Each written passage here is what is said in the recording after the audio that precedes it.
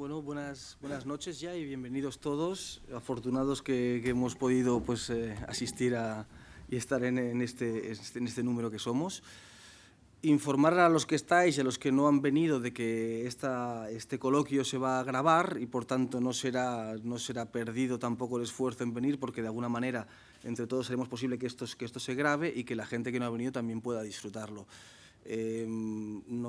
Nos congratulamos de que haya interés, porque creo que la categoría de los ponentes que vienen aquí hoy lo merece sobradamente. Y en cuanto a la temática, ¿no? y la personalidad de los invitados que tenemos aquí, pues bueno, nosotros como Casa Paraula y Observatorio Civil de Políticas de Drogas nos encomendaron que realizásemos un coloquio, un evento sobre drogas y derechos humanos en el marco de este 14º Festival de Cine y Derechos Humanos de Barcelona. Cuando nos hicieron, bueno, en concreto a mí, me encargaron de que organizase esta conferencia, pues la temática de cine y derechos humanos era una temática realmente muy amplia y entonces la primera cuestión fue intentar delimitar el tema, digamos, el coloquio para que sea productivo y podamos profundizar.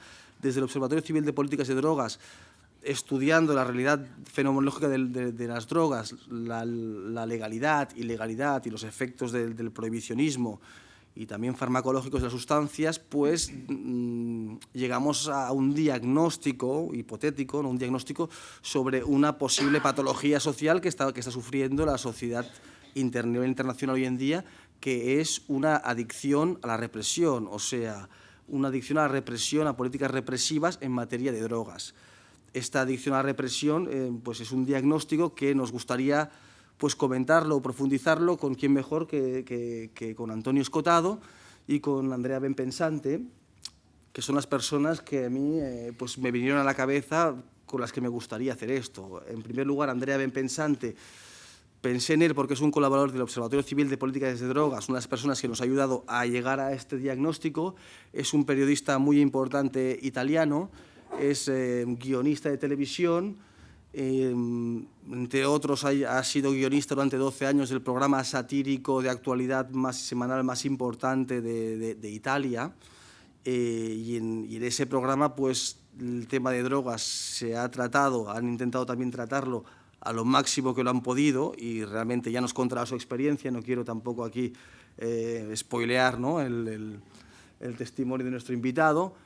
Y ha colaborado con el Observatorio Civil de Políticas de Drogas en llevar a cabo una recogida de firmas en Cataluña para conseguir 50.000 firmas, se consiguieron más, y lograr una ley de asociaciones de consumidores de cannabis en Cataluña que se aprobó este mes de julio, con una ley que tuvo pues, un soporte transversal y mayoritario de lo que es el Parlamento de Cataluña, 118 votos a favor por 8 en contra, y creo que también es un highlight a nivel de políticas de drogas, incluso mundial, me atrevería a decir, porque es yo la primera y única ley que conozco que reconoce el derecho a las personas a disponer de su psicoactividad, como digamos, como si fuese un derecho. Me parece que es una ley muy moderna, o puede ser que sea pues, algo efímero. Entonces, también en este debate intentaremos también proyectarnos un poco en el futuro y ver lo que debería ser o lo que pensamos que será, que muchas veces, por desgracia, es distinto, ¿no?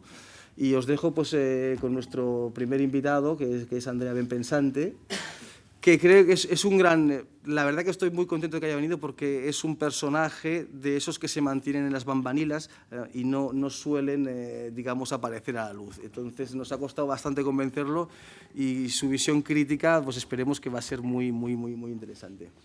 Va bene, allora io parlo in italiano, cerco di parlare lentamente. Innanzitutto, chi di voi non mi sta capendo adesso? Tutti mi capite? Allora, io scrivo, giro e monto dei filmati. Stiamo girando in questo momento, credo, anzi chiedo conferma. Abbiamo un largo e uno stretto? C'è qualcuno che sta girando in questo momento? Cioè stiamo girando? Okay. Stiamo filmando? Ok. Allora, per dare un po' un senso a questa roba, perché abbiamo un'ora e lui che sa tutto sull'argomento, cerchiamo di partire dal suo libro, no? Questa è la versione Kindle, poi c'è quella grossa. E partiamo, secondo me, dalla tua prima parola, no? Cioè, per esempio, io partirei da qua, Antonio. Cioè, nel tuo libro c'è il tuo nome. Cosa si dice nel tuo libro di te? Cioè, chi è? Chi è? Lo chiedo a te, poi magari chiedo io tu, chiedo però, cioè, chi è per te Scotado? Cioè, chi sei innanzitutto? Questo non solo per loro, ma per il filmato che stiamo facendo. ¿Pero una pregunta a mí? Sì. Oh, Dios, pues no te he entendido. L'unico che non mi capiva. ¿Que ¿Quién soy yo? Sì, Dices. cioè c'è il tuo nome nel libro. Oh, Chi sei tu? pues no sé, un enigma. Básicamente un enigma, aunque un poco anciano ya. Un enigma antiguo. Un hombre que se buscó a sí mismo. O mejor dicho, un ser humano que se buscó a sí mismo.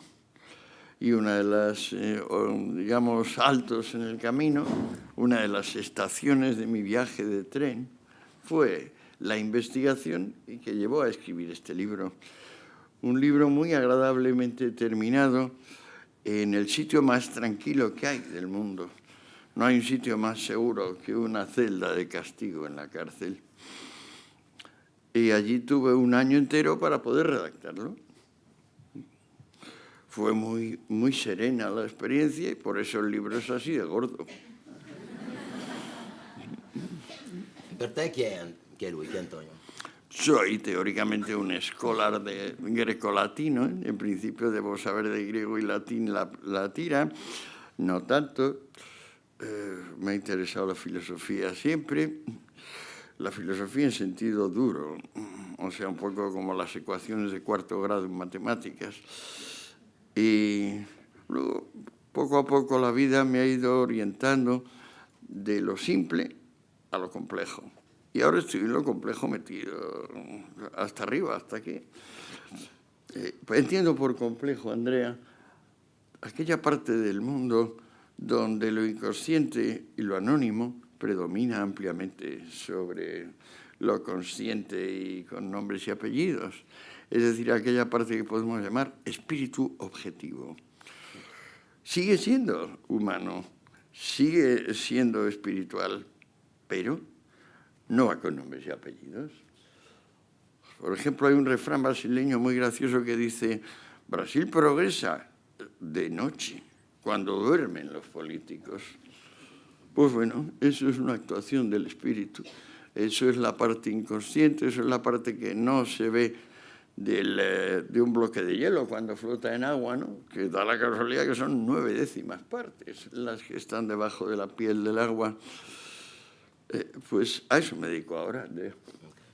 Secondo te adesso confusione e appellido, no? Sui nomi. E il nome della conferenza è questo: addizione alla repressione. Oh. No? Nel tuo libro tu hai sia la parola addizione che la parola repressione. Es maravilloso el origen. Cosa vuol dire addizione? Cioè, di cosa stiamo parlando adesso? Es curioso porque las primeras menciones así repetidas al término adicción vienen, si no recuerdo mal, del siglo XVII en Inglaterra y son todas expresivas del fervor religioso. O sea, están addicted to God, adiccionados a Dios, a la Virgen, o sea, ese es el feeling original. Qual è l'etimologia di addizione? Addict, pues ya te digo, fervor, o sea, no creo que sea una, puede que sea un étimo latino, addictio, podría ser dictio, sí, pero de dictio vendría a formular, dire, no, o sea, no lo sé, la verdad es que no lo sé. Puede ser también una palabra, yo que sé, galesa o escocesa, ni idea. Pero el sentido, adicción, es simplemente que amas mucho una cosa. Ese es el origen del término. Y es curioso que empezara siendo sinónimo de personas que ante todo pensaban en Dios y en lo sagrado y en lo santo, y que luego ahora pues sea el sinónimo de los yonkis y la aguja draculina y todo esto. En fin, las cosas cambian, ¿no? In italiano addizione è anche una somma, no? 2 più 2 è una Ah, sí, puede ser, pero aquí no es adicción. También en castellano, Andrea, decimos adición y sustracción, sí, lo inverso. C'è una somma, quando uno è additto a qualcosa c'è una somma. Qualcosa. Cierto. E invece repressione? represión. Eso de seguro que es latín, ¿eh? Y debe querer decir, pues, volver a presionar, o sea, insistir en una dirección determinada y, si es necesario, añadirle, pues, eso, violencia, exterioridad. Okay. Sono queste le due parole, no? O Stato? Vuoi aggiungere Stato, Oriol? Estato es muy gracioso porque es un término que se puede poner en mayúscula y en minúscula, significa lo mismo. Que es, pues eso, un momento determinado del acontecer. No es el fluir, es aquella parte del fluir que se queda cristalizada. Però si dica anche in quel momento, quindi può cambiare, no? Lo stato è momentaneo. Sí, pero en el caso del Estado estatal, digamos, del Estado con mayúscula, yo creo que primero son las familias, luego las familias se organizan en forma de sociedades y cuando las sociedades tienen un grado de desarrollo, de densidad, de autoconciencia suficiente, entonces pasan de sociedades a estados. Yo creo que el Estado es un gran invento del ser humano, del espíritu objetivo, que lo que quiere hacer es limitar institucionalmente el egoísmo subjetivo. O sea, el Estado es el titular de la violencia legítima, como decía Max Weber, en la medida en que la sociedad antes ha decidido que ninguna persona particular, no un monarca, no un pontífice, no un general, no un caudillo, solamente la institución que encarna la sociedad civil en su conjunto puede ejercer el mando inapelable, que ahora no suele incluir pena de muerte, pero que tradicionalmente, por supuesto, gran parte de los crímenes tenían pena capital porque la cárcel es un invento reciente. O sea, la gente que se portaba mal antes no le daban encima de comer, ni la cuidaban, ni cosas de estas.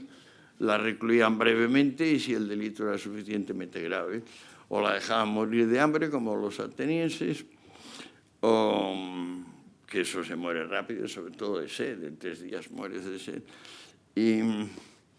o si no, los mataban. La cárcel yo creo que se institucionaliza seriamente en tiempos de Napoleón Bonaparte, el primer Napoleón. Ecco, visto che il titolo l'ha pensato Oriol, no? Tu. Sí, bueno, es que Oriol siempre le da muchas vueltas. Vuoi fare un giro su questo tema, addizione, repressione, Stato? Doble vuelta, triple. Sí. Bueno, sí, es la cuadratura del círculo, ¿no? Son 4 elementos que los vas poniendo y puedes hablar de represión, adicción, o la adicción a la represión, o la represión de la adicción, las drogas y el Estado, o un Estado represivo. O sea, son, en verdad siempre las puedes ir intercambiando y salen significados diferentes, ¿no? Ahora, date cuenta que la diferencia aquí fuerte es que Estado no es gobierno. O sea, el Estado siempre tiene que ser puesto en práctica, ser gestionado por un grupo de personas. Esas son las personas responsables. Oigo a decir muchas veces que el Estado es bueno o malo, cosas de eso. A mí eso no tiene sentido. En cambio, sí, los gobiernos hay que pedirles responsabilidades con nombres y apellidos uno a uno. No creo que se le pueda echar la culpa al Estado de nada, porque el Estado en sí no es más que el titular legítimo de la violencia. Bueno, también existe un metaestado, o sea, todas unas estructuras que desde hace mucho tiempo viven del Estado, el Estado mundial, sí. que llegan a influir en los gobiernos. O sea, hoy en día pensar que un gobierno tiene libertad para aplicar las políticas democráticas por las que se elegía también es discutible, pero que yo creo que ya nos vamos un pelo del tema. Hombre, yo creo que nos falta... Oriol, que un momento, es que la libertad es conciencia de la necesidad. O sea, nunca la libertad es hago lo que me da la gana. La libertad es ¿qué puedo hacer dentro de las pocas cosas que están en mi mano?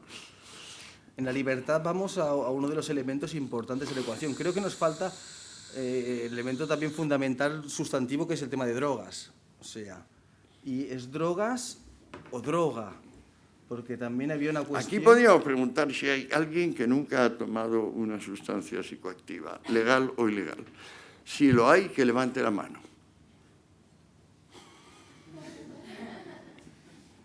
Es interesante, ¿verdad?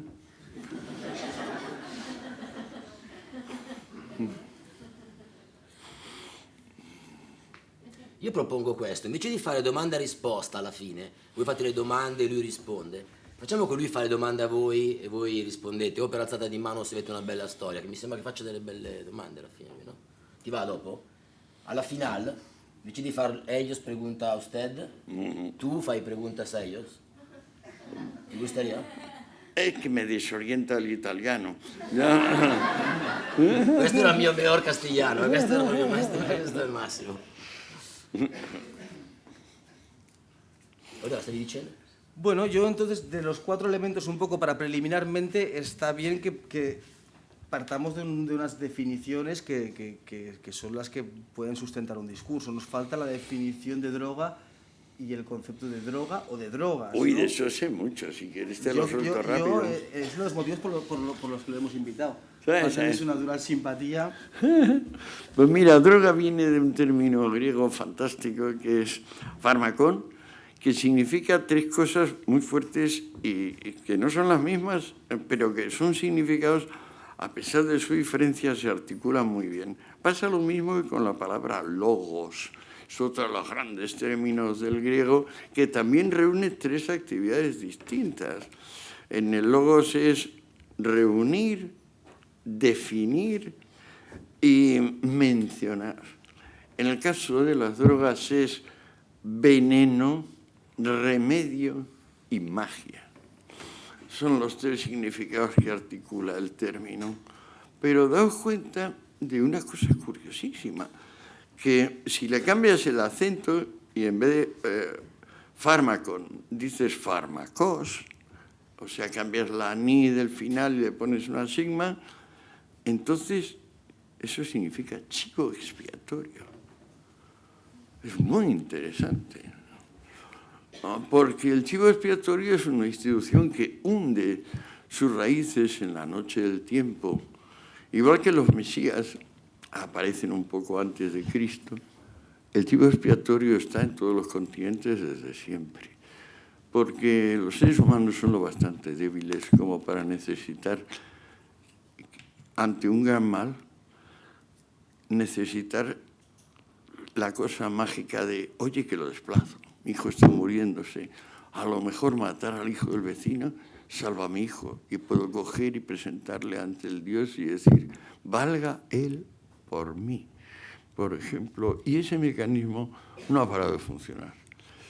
Es solamente cuando el ser humano adquiera toda su dimensión espiritual, digamos, cuando esas 9/10 partes que están bajo la piel del agua emerjan, entonces realmente nos quitaremos ese engendro monstruoso de pague él por mí.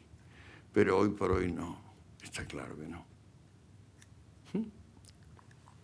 En esta relación entre el Estado moderno, actual, yo para preparar la conferencia, pues bueno, reconsulté, ¿no?, los documentos que vamos consultando, pues...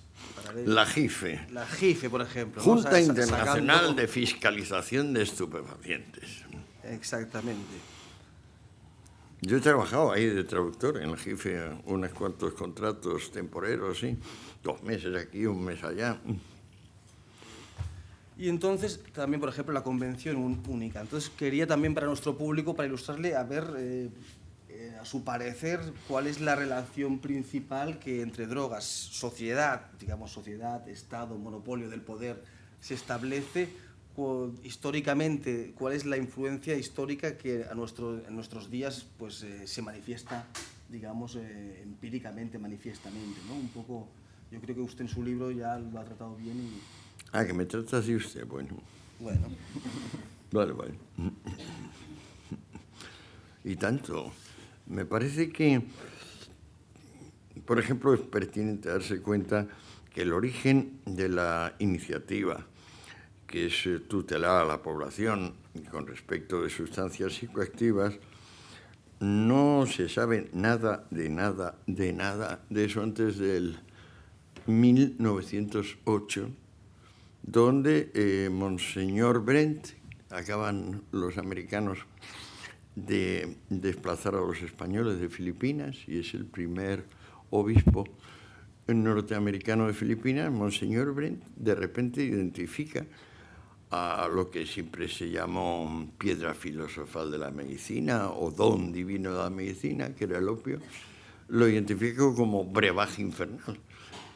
Todavía en el 1908 no se lleva el gato al agua, pero aquello empieza a mover tanto como un congreso ecuménico mundial. Nunca se ha vuelto a ver ese esfuerzo de unificar la Iglesia protestante con la Iglesia católica y con todos los demás cultos de la tierra. Hasta este nivel de ambición llegó Brent, ahí sobre todo en Asia, porque para él llegar ahí no había habido prácticamente ningún anglosajón espiritualmente importante en toda esa inmensa parte que es el Índico y el Pacífico.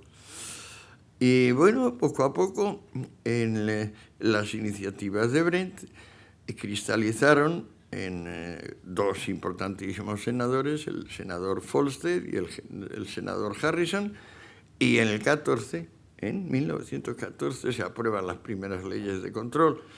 La una es la ley seca, que se derogó en el 37, la derogó Roosevelt, y la otra, la Harrison, que ilegalizó, aunque de una forma indirecta, porque en aquella época pensar que ibas a controlar las drogas, naturalmente el artículo 1 de la Constitución americana y el de prácticamente todas las constituciones considera que la libertad es el valor supremo. Entonces, claro, ¿cómo vas a prohibir a la gente las drogas? ¿Cómo prohibirle que pinten o que se vayan de paseo o que hagan el amor o que operen con matemáticas? Ni está.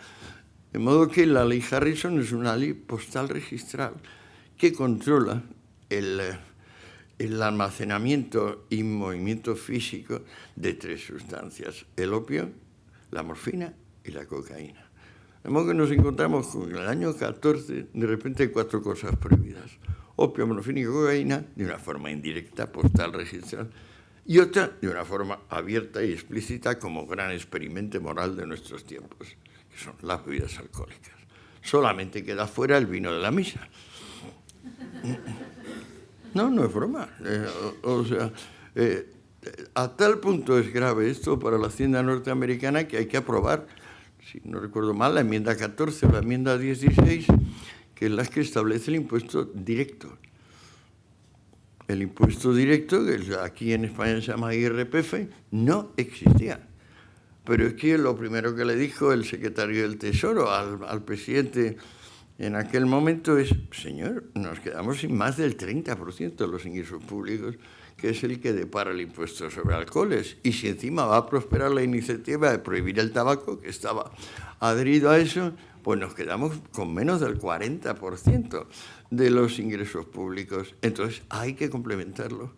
Y de ahí viene el impuesto directo, impuesto sobre la renta. ¿Lo sabían ustedes? Muy interesante, ¿verdad?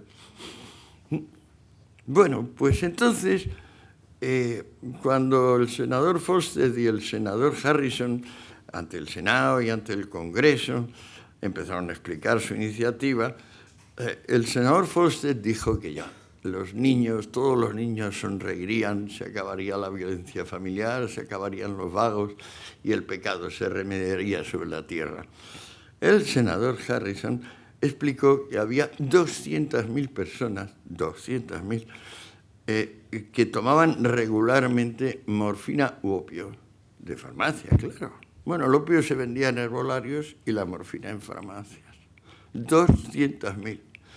El año pasado, los datos de la FDA, o sea, la Federal Drug Administration, ¿cuántos creen ustedes que tienen, según ellos, mantenidos en opiáceos de farmacia? Se lo digo yo, 21 millones. O sea, había un problema con 200.000 porque estaban regularmente pillados. Ahora el problema es 21 millones. Luego, según la FDA, hay unos 600.000 heroinómanos que trotan la calle en busca de sus dosis, etcétera, etcétera. Al año hay 54.900 y algo de suicidios involuntarios, de sobredosis accidentales. ¿Cuántas había en 1914? 0. Han cambiado las cosas mucho, salvo en que cada vez hay más usuarios de drogas. ¿Por qué será? Podemos seguir con eso. ¿Tú tienes alguna idea de por qué será? Pues yo me he limitado a dar un dato al auditorio. Es bastante fuerte. Es decir, hemos multiplicado por 100 el número de personas y, entre tanto, hay casi 1 millón de individuos en Estados Unidos metidos en la cárcel por drogas en particular. El coste penitenciario judicial es incalculable. Bueno, en realidad la sociedad civil está prácticamente dividida entre unos que fu y otros que fa. Y sin embargo, antes de 1914, ¿qué pasaba? Pues no pasaba nada. ¿Cómo se vendían estas drogas?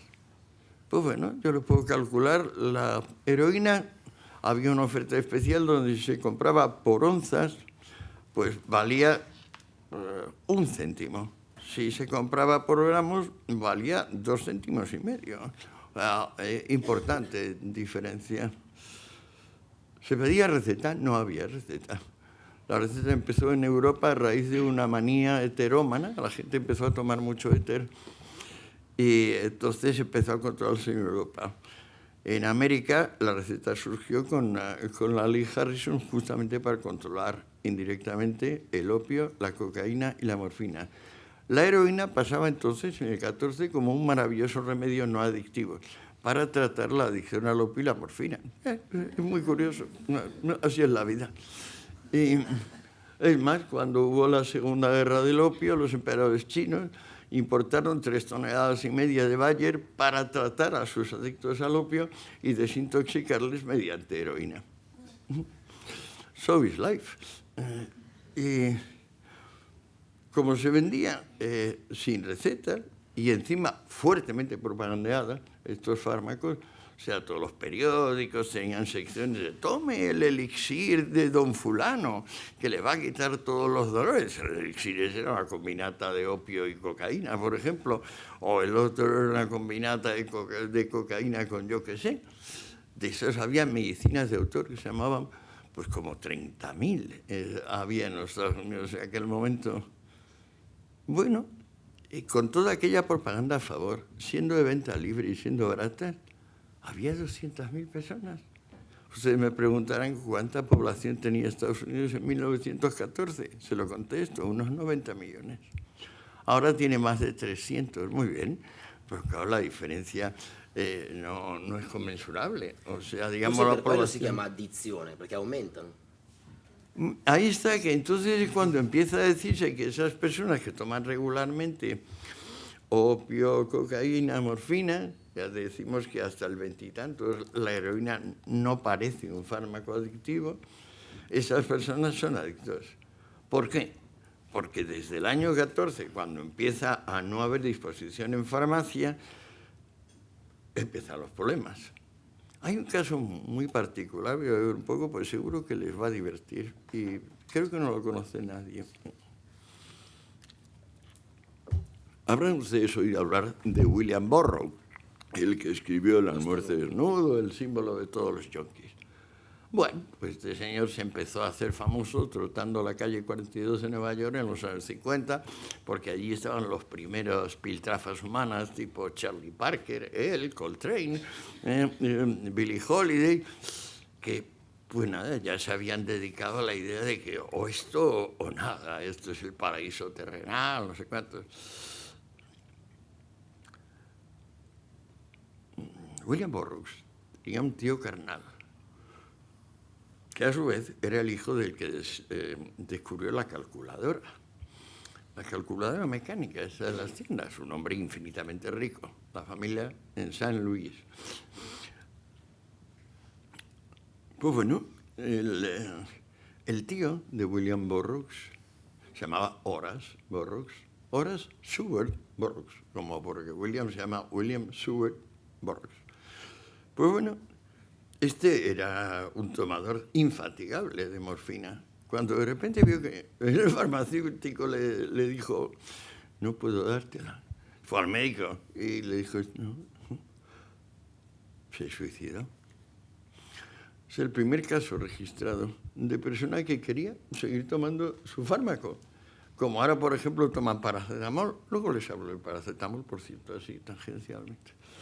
Y como no pudo, intentó recurrir al mercado negro, se dio cuenta que ahí no había más que fraude, canallas y peligros, y se tiró por la ventana. Su sobrino, carnal, es el gran pontífice de la iglesia draculina, del si tengo, me pongo hasta morir, y si no tengo, troto la calle buscándola. Curioso, dentro de la misma familia, aristocracia financiera de Saint Louis. Aquí tengo un documento que estaba hojeando para la conferencia, que es, bueno, es una 100 años de control internacional de drogas, ¿no?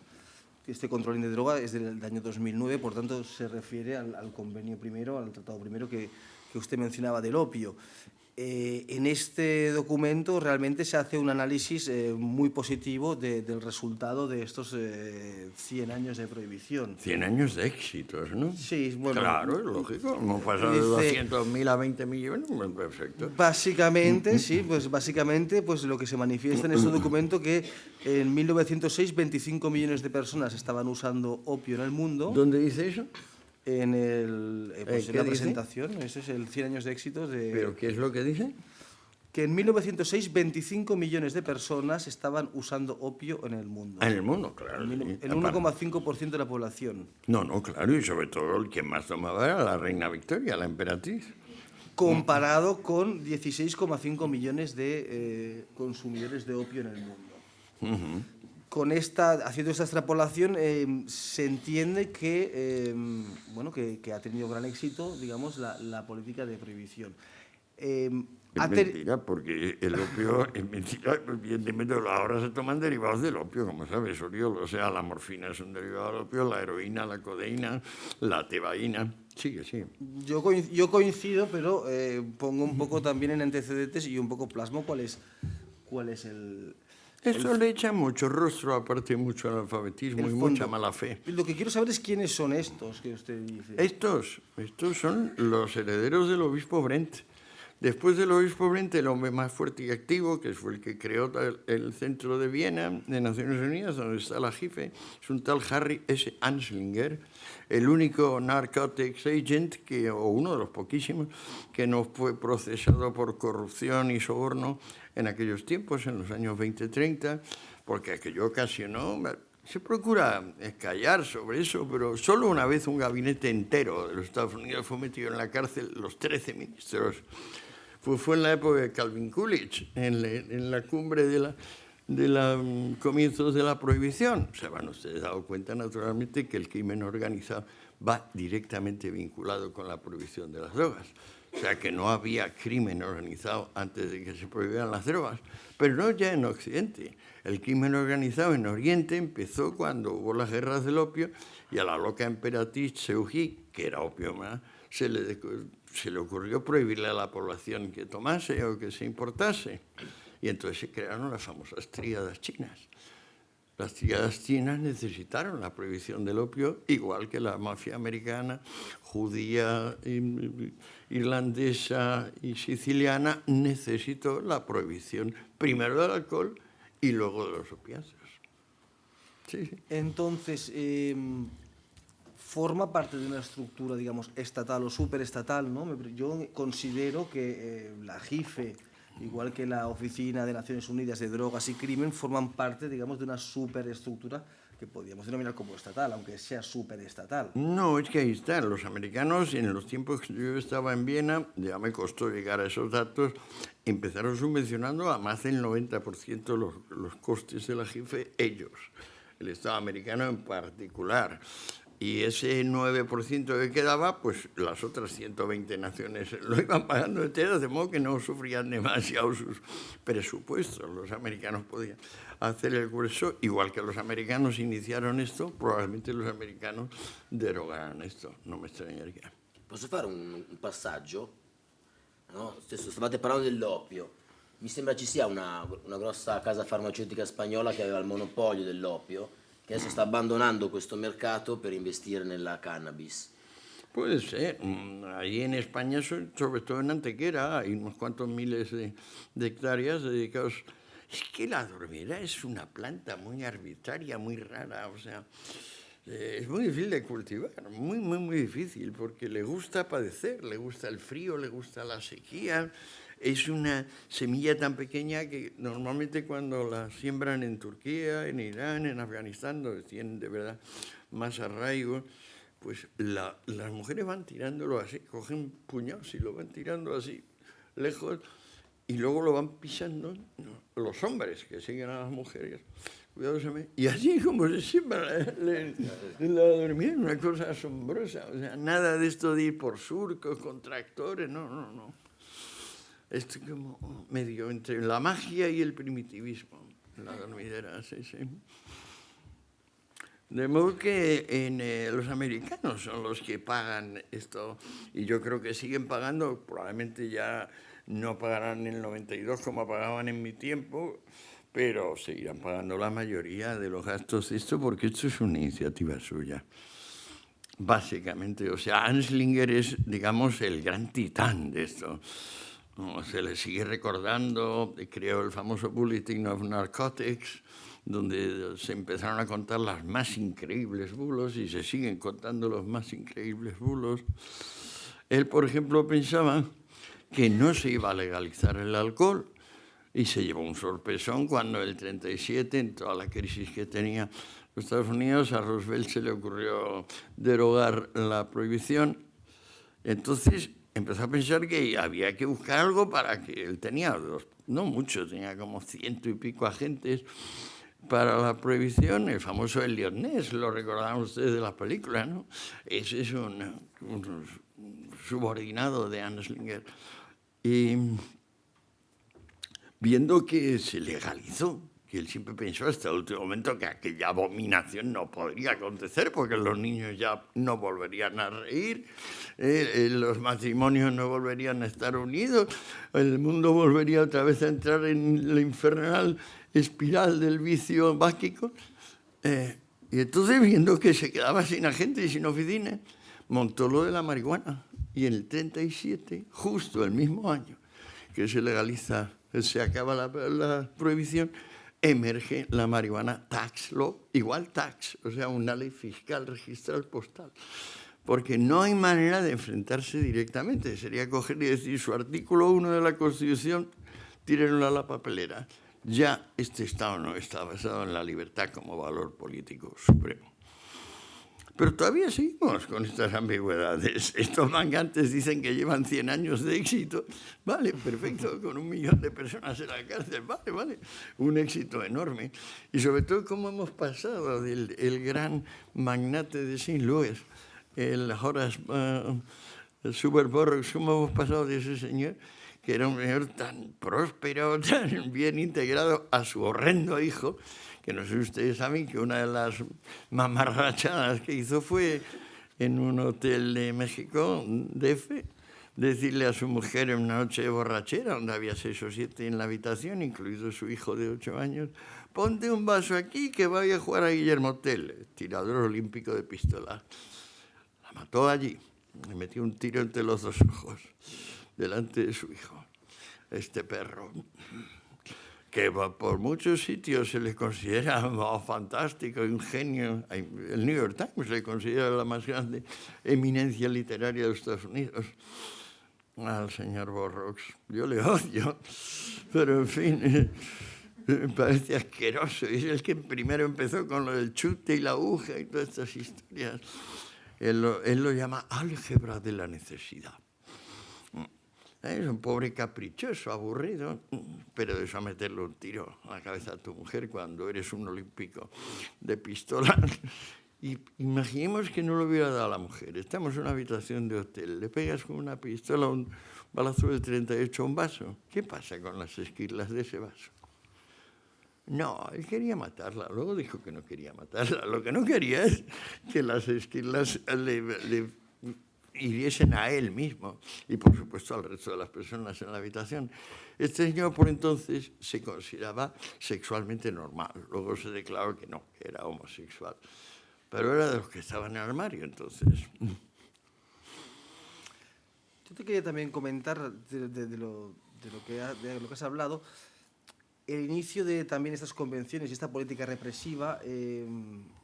Creo que buscaba o propugnaba de buscar un freno, un límite a lo que es la adicción, ¿no? Creo que la adicción era el problema porque en 1909, 1908 no estaba tan claros estos conceptos, era el adicto, ¿no? O sea, se vendía el miedo al adicto o la problemática de la adicción. No el 14, eso ya con Burroughs. Burroughs hijo, Burroughs sobrino es el que ya en los años 50, la problemática del adicto, toda esta cosa dramática, la película está Sinatra, el hombre con el brazo de oro, tal, esto todo es de los años 50. Pero ya con el tema del opio en China, ya venden en Europa, a partir de Filipinas también se vende la adicción al opio. Es verdad, pero no con la intensidad, porque desde Europa es que parece distinto. Uno de los datos que da este libro con tremenda precisión es que el consumo británico del opio en los tiempos de las guerras del opio es más de 10 veces superior al chino por individuo. Y que, por supuesto, el principal consumidor inglés es la Casa Real en Buckingham Palace, donde, por ejemplo, en todos los partos de la reina Victoria interviene el fármaco. Y la reina Victoria tuvo cantidad de hijos, ¿eh? Pero cantidad. Entonces yo me pregunto por qué se desplaza, ¿no?, digamos, el elemento de protección o de represión, son ambos, de la adicción con el tiempo a la psicoactividad, ¿no?, que vemos hoy en día, porque hoy en día yo entiendo que las legislaciones ya no están protegiendo y persiguiendo la adicción, que suponen la adicción o el consumo problemático de drogas, suponen una pequeña proporción del consumo de drogas, sino que se persigue, se prohíbe y se reprime. La euforia química, eso se llama paraíso artificial.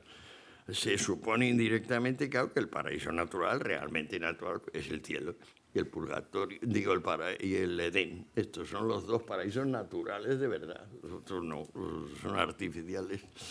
Entonces se persigue la euforia químicamente inducida desde, acuérdate bien, Oriol, el 71, Convenio Internacional de Sustancias Psicotrópicas, el artículo 2, donde se dice que incumbe a los estados tutelar la salud psíquica de sus ciudadanos.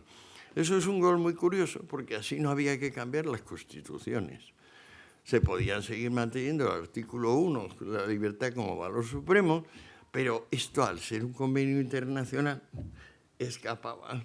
Desde el principio todo esto escapó, esto es una chapuza fina, pero como todas las chapuzas, pues pasa lo que pasa. Por lo tanto, ahí es el punto donde se subvierte, ¿no?, digamos, el valor de la libertad. En el 71 es donde ya se fijan por la influencia muy directa de Nixon y sus consejeros.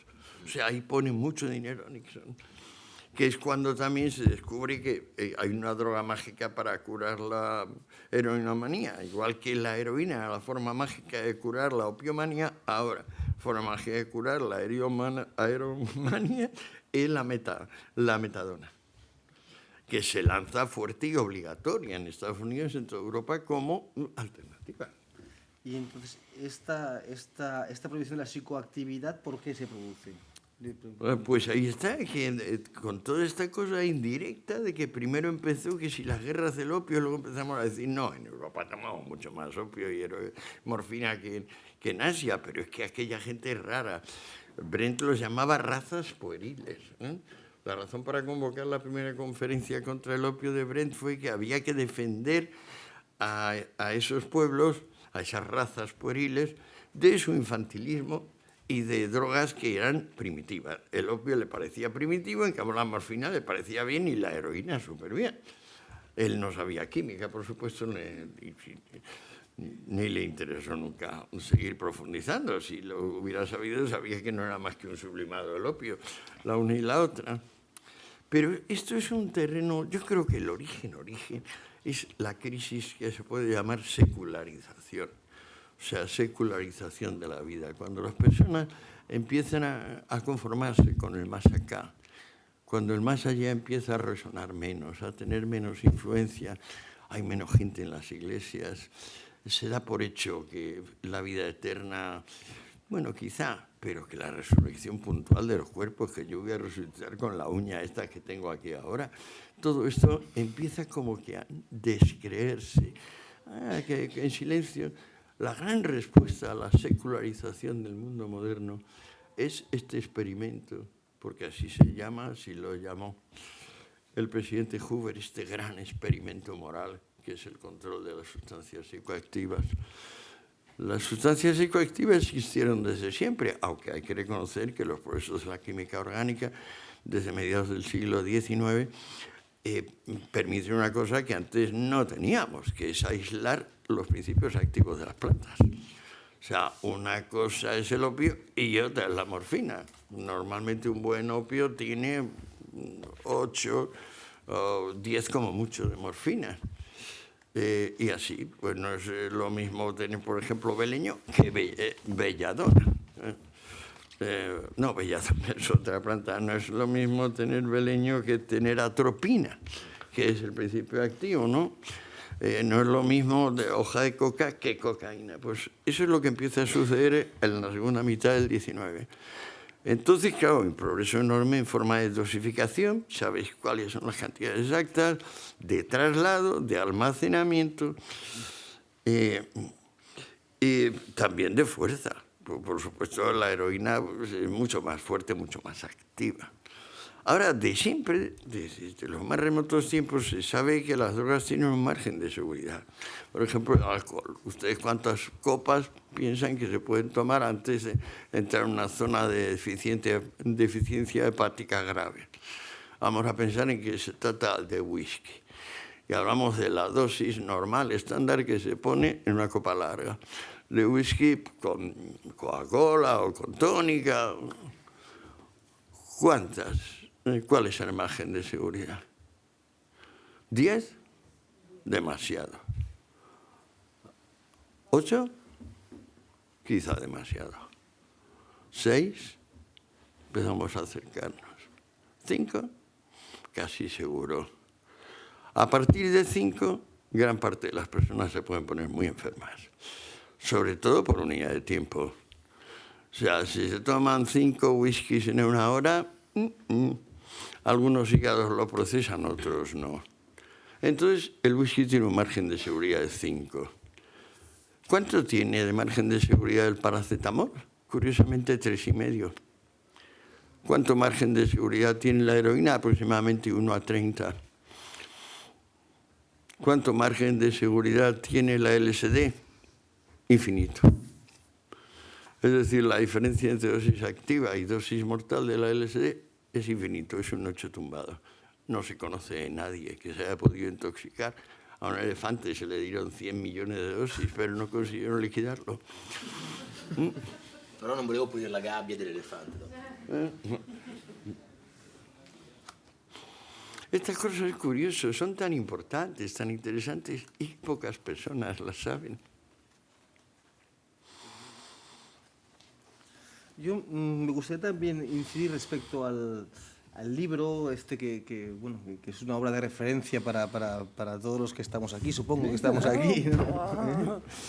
Es una obra que realmente, pues, ya veis que ese incluso está marcado y leído, ¿no? Es un ejemplar. Yo te quería preguntar acerca de, después de que has acabado este libro, ¿no? Ya hace unos cuantos años, con la última edición, la última revisión, ¿de qué año es? Esto fue del 89. La última revisión... La última revisión fue a los 25 años. Multiplicamos 89 y 25, pero no... Un 9 desde luego, pero debió ser en 2009 o 2004, sí. Sí. Pues me gustaría preguntarte si, desde tu experiencia, de qué ha cambiado, qué cosas relevantes hay interesantes o qué nuevas perspectivas desde que tú has acabado este libro a hoy en día, que ya hace unos cuantos años y creo que han sido intensos, o tal vez no. Pues sí, Oriol. Yo creo que si la prohibición de las drogas viene de la secularización, o sea, viene como un frenar la secularización, el hecho de que el mundo cada vez hay más acá y menos más allá. Lo suprasensible se reduce, lo sensible crece.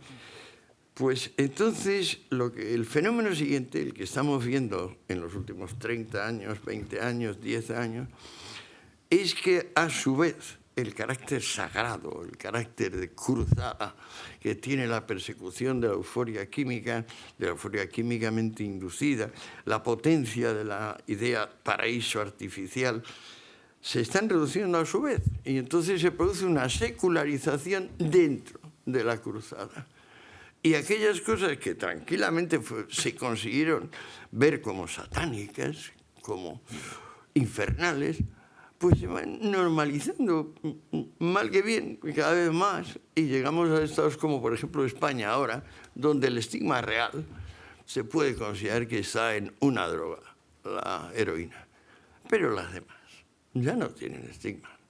Hasta la gente más bruta y analfabeta le hablan de cocaína y no se echa las manos a la cabeza diciendo Satán, Satán, que venga la Virgencita y exorcizamos esto.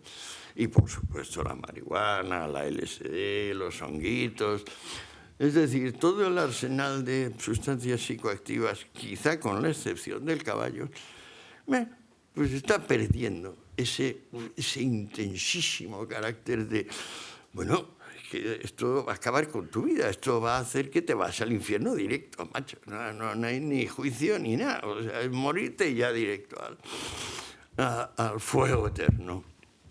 ¿Tú ibas a decir algo, no? Cosa? Ibas a decir algo, Sì, no? Vale. io su questo tema di aggiornare, no? Aggiornare. Sì, sì, actualizzare. Attualizzare. Stavo vedendo che tu hai, non so se si vede, sei impallato, tu hai greci, irlandesi, parli nel libro di greci, irlandesi, italiani anche, messicani, prussiani, così, no?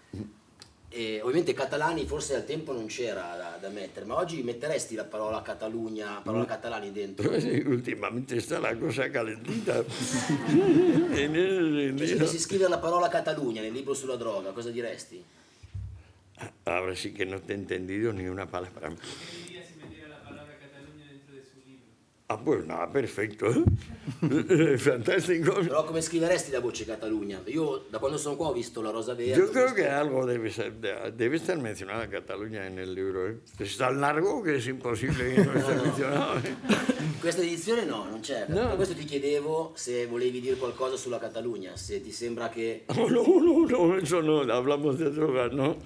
Si hablamos de política es otro día y desde el principio. Per esempio nel tema di droga e Catalunya qua hanno fatto una legge che è la rosa verde. Ah, pero si soy yo el que, me dijo Oriol, fui yo el que estuve ahí con los senadores o qué o diputados, ¿no? Parlamentarios, sì. A me quello che ha Parlamentarios, sí. impressionato è che in tutto quando ho seguito, no, questa raccolta firme eccetera, la frase ricorrente, il leitmotiv era tanto Madrid la impugnerà. Potete anche raccogliere le firme, poi il Parlamento può votarlo, però però tanto che- Madrid la impugnerà. C'era questa sensazione, no? Che da italiano ¿Y per la ha me- impugnado o no? No, ha anunciado, ¿no? Bueno, yo no me ¿Ha consta. anunciado o no? Ha anunciado que la va a recurrir y... Ah, pero usted no era una de las parlamentarias. Ah, pues se parece.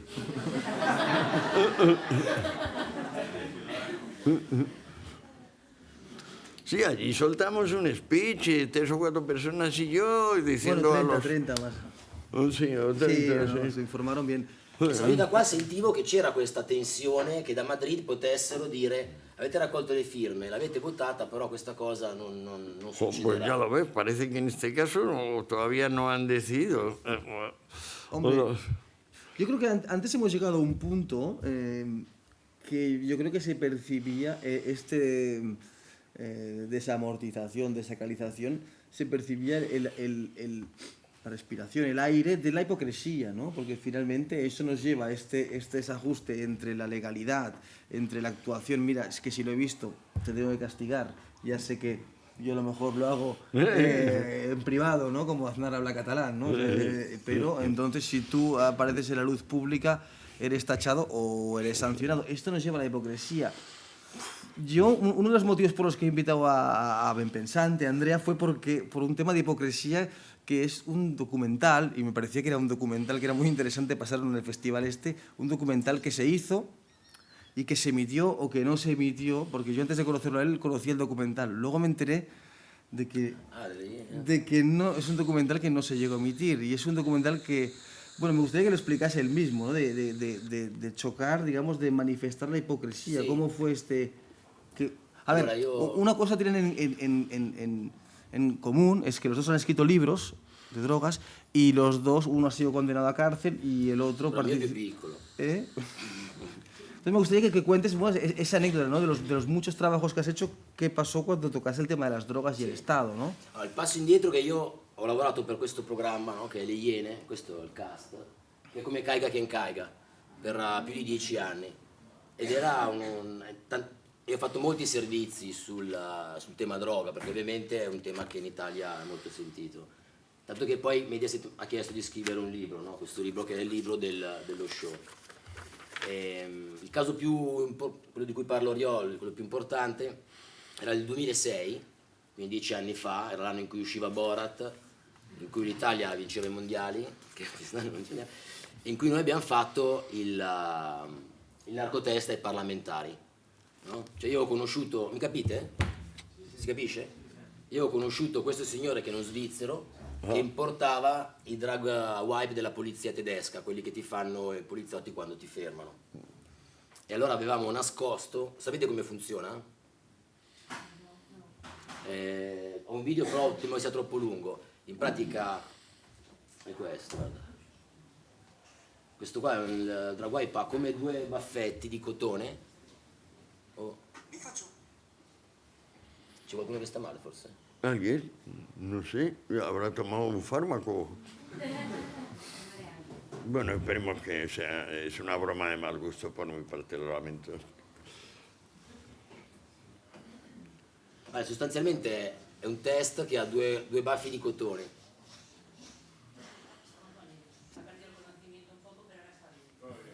Es intensa la charla.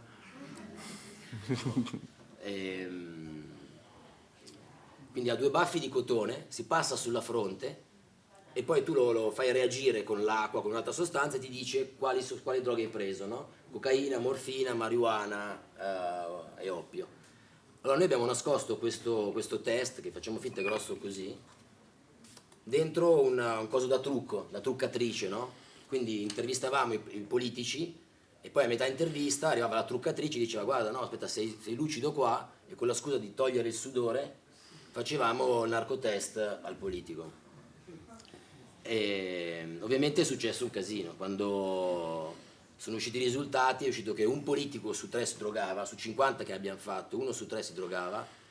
E 1 sul 3. 1 su 3. Qué gracia, el 33%. Sì. E il giorno stesso il garante sulla privacy, che era questo signore, ha mandato la polizia a Mediaset, no? E ci hanno sequestrato il girato, ci hanno sequestrato i campioni, ci hanno sequestrato tutto e hanno bloccato il programma. Questa è l'unica immagine che si è salvata e sono la Iena con la truccatrice con la valigetta con i test. Hanno chiesto 4 anni per violazione della privacy. Noi siamo riusciti a dimostrare che i test invece erano anonimi, cioè dopo che veniva fatta questa cosa, il test veniva messo in una scatola, quindi noi sappiamo che tra questi 50 ce ne sono 14, 15 che assumevano droga, però non sappiamo chi. Però ci hanno condannato a 15.000 euro, a 5 mesi e 4 giorni di carcere e 15.000 euro di multa, usando una legge fascista del 1932, per grave nocumento, per aver danneggiato l'immagine del Parlamento. No? Cioè dicendo che il 33% si drogava, stavamo gettando discredito su tutto l'arco, che era esattamente quello che volevamo fare, per cui immagino, cioè come roba, esattamente questa. Per cui questa è stata la nostra esperienza con lo Stato, insomma, cioè abbiamo raccontato... Que no es el Estado, es el gobierno. El Parlamento, sí, en questo caso sí, el Parlamento. Bueno, en este caso es una parte de... Sí, ¿no? Pero también es parlamentario, pues senadores y congresistas, igual jueces, el Poder Judicial, pero siempre son jueces con nombres y apellidos. En cambio, por ejemplo, ¿alguien tiene algo contra el Poder Judicial? Yo creo que no. Pero sí podemos tener contra ese y aquel juez, ¿no? Yo creo que es que las instituciones son inocentes, siempre. En cambio, los que las encarnan, los que las representan, son siempre responsables, digan lo que digan. Sí, pero resulta que las instituciones son un aparato que cuando lleva 100 años dedicado a una política determinada, desde el momento en que se dirige a esa política determinada, tiene esa finalidad determinada. La JIFE, por ejemplo, la JIFE podría hacer otras cosas también muy fantásticas. Es como el Gulag, la JIFE claro, es el equivalente del Gulag. Está claro que no es un gobierno cuando ya son políticas que son transgubernamentales, digamos, y ya impregnan unos aparatos estatales. Yo creo que es un poco superficial decir que, o sea, un gobierno es muy complicado para un gobierno, es tan estatal, precisamente, que un gobierno hoy en día como Uruguay, ese es un gobierno que intenta cambiar la política de cannabis, tiene un problema, horrible, un bombardeo. Los bancos no quieren operar con las empresas de cannabis legales de Uruguay. Entonces, eso es el Estado profundo, creo yo, que es supragubernamental. No, pero sigue habiendo personas. Ten en cuenta que una de las cosas curiosas en este terreno es que no se convocan referendos ni consultas populares en ninguna parte del mundo sobre qué porcentaje de la población cambiaría la legislación vigente. Yo lo vengo proponiendo desde el año que publiqué esto, el 89, sin parar en el país y luego en el mundo. Chico, por aquí les entra y por aquí se les va. Yo sé que ganamos. Por ejemplo, hubo un programa que se llamaba Tribunal Popular, que duró como 10 o 12 programas. El primero fue sobre la droga, pues entonces era el problema número 1 español de preocupación. Ahora no sé si saben ustedes que es el 22. ¿Cómo se mueven las cositas, eh? Pues bueno, fuimos Fernando Sabater y yo, el primer programa, y había un abogado, un fiscal, un tal Javier Nart, que defendía las drogas, y no me acuerdo cuál era el abogado defensor, pero los testigos de la defensa éramos básicamente Fernando Sabater y yo. El programa empezó teniendo un 8% a favor de normalizar las drogas y un 92% en contra. A los 3/4 de hora estábamos ganando nosotros, Sabater y yo, por un 60 y tantos a 40 y tantos. Y cuando terminaba el programa a la 1:15 ganábamos por goleada, estábamos por encima del 90%. Esto te hace una idea de hasta qué punto, digamos, son los gobiernos determinados los que impiden que la ciudadanía se manifieste y sobre todo que se organice. O sea, que tú y yo podamos hacer propaganda y decir, oiga, pues queremos cambiar esta ley. No, referendum forse non è la parola giusta ultimamente. ¿El qué? Referendum non è la palabra proprio che ultimamente... ¿Por qué no? Claro que sí, consulta popular, o sea, ¿qué más da? Es esto, es que la población exprese, pero de una forma coherente, por supuesto, o sea, sin trampas. Pero si esto no se produce, yo creo que la conversación, a mí me ha quedado claro, y también hay documentos que lo sostienen, que existe un aparato represivo que viene desde Eichlinger, gente que usted ha inventado durante años que han ido ocupando, digamos, unas estructuras de la JIFE, Elliot Ness. Por tanto, estas personas siguen marcando. Yo es muy curioso porque a veces, viendo estos informes, ¿no? Pero me cogí el de 2016 y... Sí, este es el logotipo de la Junta de Fiscalización Internacional, se ve un poco lejos, pero es una mesa con unas sillas, ¿no? Entonces es un logotipo que es bastante autoexplicativo de cuál es el objetivo de perpetuar esos puestos y esas sillas. Yo no he visto ningún logotipo, ¿no?, de ningún estado que sea una silla y una mesa, o sea, es el propio puesto que está ahí. A mí no me renovaron el contrato de traductor porque me quedaba por las noches estudiando en la biblioteca de Viena y la presidenta venía una y otra vez, vamos, un par de veces, ¿qué hace aquí el señor Escotado? Y digo, pues estudiar este asunto de las drogas, tiene aquí el fondo más tremendo del mundo. Aquí hay por lo menos 100 páginas de lo que hay ahí, el vientre de la JIFE y de la antigua Oficina de Narcóticos Americana. Y estoy estudiando sobre de uso de drogas. Y la señora me dijo, aquí no se estudia más que sobre abuso de drogas. A la segunda vez que me vio, me dijo, ¿sigue usted estudiando sobre el uso de drogas? Y digo, no, ahora solo estudio sobre el abuso de drogas, señora. Pues no renovaron contrato, ¿no? Y luego, claro, al año se enteró de esto y, por supuesto, ya estoy en la lista negra, ya nunca más he trabajado por Naciones Unidas. No es un libro que complazca a la organización porque perdería, pues bueno, fácilmente el 30 o así % de su funcionariado que más o menos se dedica a esto.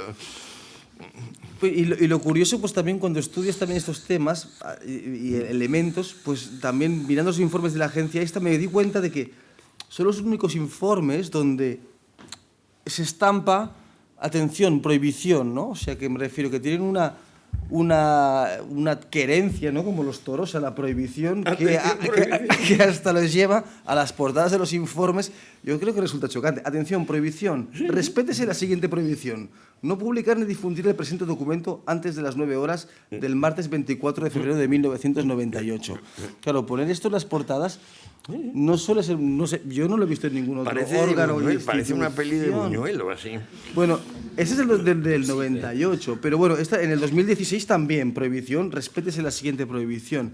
Entonces sí que estudiando los materiales creo que podemos afirmar realmente que sí que existe una adicción a la represión por parte de estructuras de Estado o de supraestado que están más allá de los gobiernos, ¿no? Yo creo que podemos llegar a... Supragobiernos. Sí. Supragobiernos. Por ese Estado. Y entonces, por ejemplo, las definiciones que comentábamos antes, claro, yo creo que son bien ilustrativas porque dice adicción, esto según la RAE, ¿no? Siempre es un referente, dice dependencia de sustancias o actividades nocivas para la salud o el equilibrio psíquico o afición extrema a alguien o algo. Claro. Afición extrema, yo creo que... Fervor, sí. El fervor, ¿no? Pero creo que en este caso es una dependencia prácticamente psíquica también a la prohibición. Si no es difícilmente explicable, ¿no? Que sea algo tan acrítico desde nuestro punto de vista. Y la represión, como decía también el compañero Escotado, acción y efecto de represar, o sea, expresar y represar, ¿no? Sí. Acción y efecto de reprimir o acto o conjunto de actos que ordinariamente desde el poder para contener, detener, castigar con violencia actuaciones políticas o sociales. Yo creo que encaja... No, pero acuérdate que desde el principio yo digo que obedecer a una ley injusta es ser cómplice de la ley. O sea, yo siempre he querido desafiar esta ley desde que era muy chiquitito. O sea, quiero decir, desde los 30 años soy activo en este sentido. Para mí, desafiarla es un deber. Pero ¿cómo se desafía la ley sobre drogas? Pues tomando drogas, pero tomándolas bien, tomándolas elegantemente, pasándolo divinamente. O sea, que te ayuden a trabajar, que te ayuden a vivir, que te ayuden a copular, que te ayuden a disfrutar del descanso. Eso, demostrarlo. Y la verdad es que la vida me ha sido bastante generosa conmigo. Aquí me ven ustedes. Vosotros, ya soy viejísimo. Y sin embargo puedo afirmar que solo a través de los psicofármacos se llega a una vida más dichosa. El que crea que puede alcanzar el top de su vida sin haberse ejercitado en la sobriedad está en la higuera. Simplemente no sabe de lo que habla. Yo creo que con esto, pues nosotros estaríamos hablando indefinidamente con el amigo Antonio. Yo dejaría un turno abierto si alguien quiere expresar algo o preguntar algo. Bueno, yo le quería preguntar, que ha explicado mucho la relación de Estados Unidos y la represión, pero ¿qué piensa de que en Estados Unidos actualmente en algunos estados puedas ir y comprar cannabis lúdico y no se pueda en Europa? Y a ver si esa moda sí que la vamos a adoptar, o cuál es un poco la previsión que hace al respecto. Bueno, es que los americanos siempre han tenido muy claro el espíritu de la iniciativa. Decía Hayek en uno de sus mejores libros, si un pueblo no tiene iniciativa habrá que enseñárselo, o si no decirle, prepárate para morir.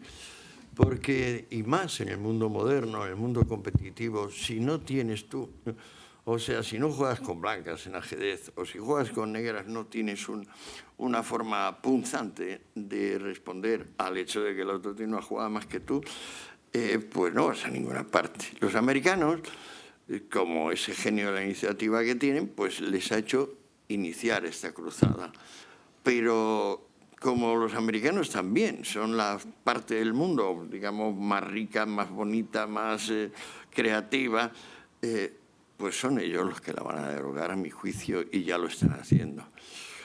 Vamos a ver, lo que pasa es que allí es muy, muy fuerte el espíritu del Salvation Army y estas instituciones de madres contra la droga. En España tenían una cierta difusión, pero en Estados Unidos, caramba, la fuerza que tiene esto.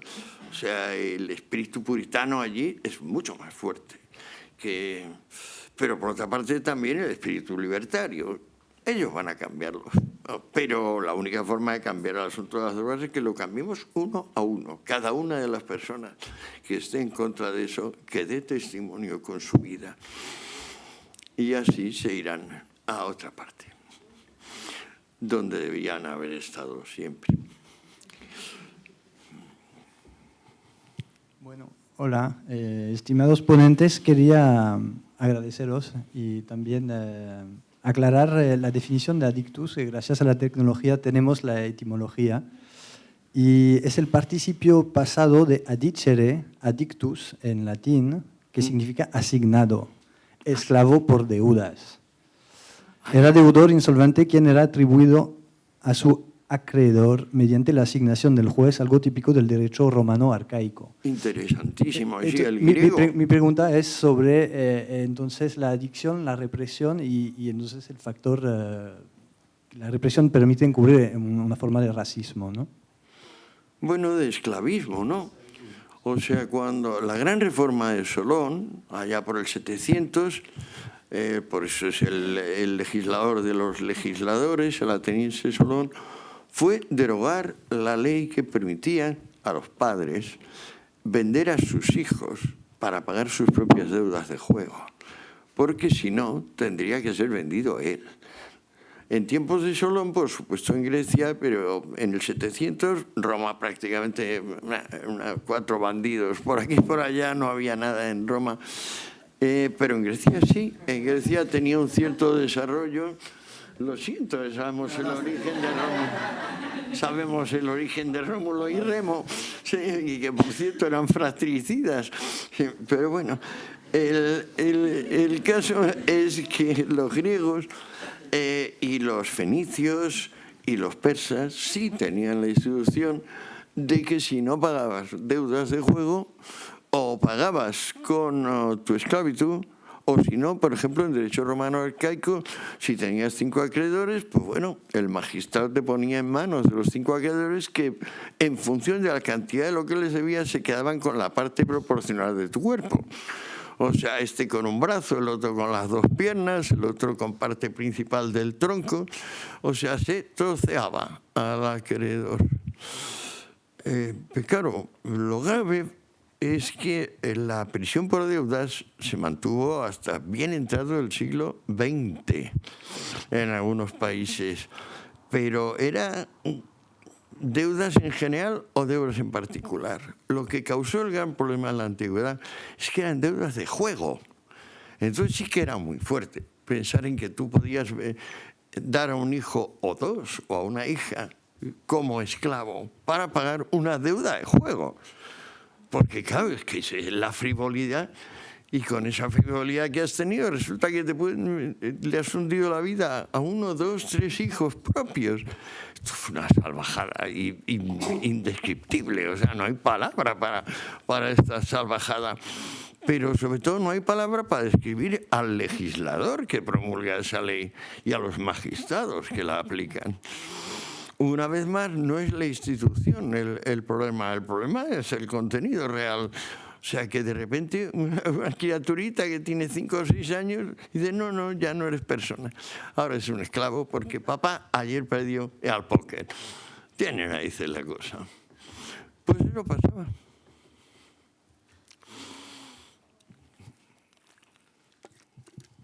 Mi fate una domanda a loro? Mi fate una domanda a loro? Una demanda. Buenas, ¿qué tal? Claro, encantado. Encantado de saludarle, maestro Escotado.